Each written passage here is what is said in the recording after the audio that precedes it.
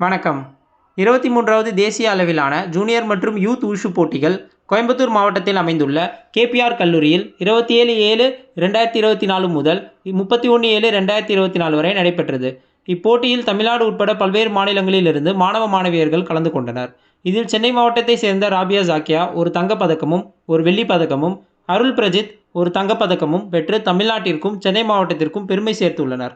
மேலும் NIS படிப்பை வெற்றிகரமாக முடித்து வந்த திரு மணிகண்டன் அவர்களையும் மற்றும் தேசிய அளவில் பதக்கம் வென்ற மாணவர்கள் V Tarunraj, AS Sarath, J Gokulavarshini மூவரும் இளைஞர் நலன் விளையாட்டுத்துறை அமைச்சர் திரு உதயநிதி ஸ்டாலின் அவர்களின் கையால் உயரிய ஊக்கத்தொகையை காசோலையாக பெற்றார்கள்.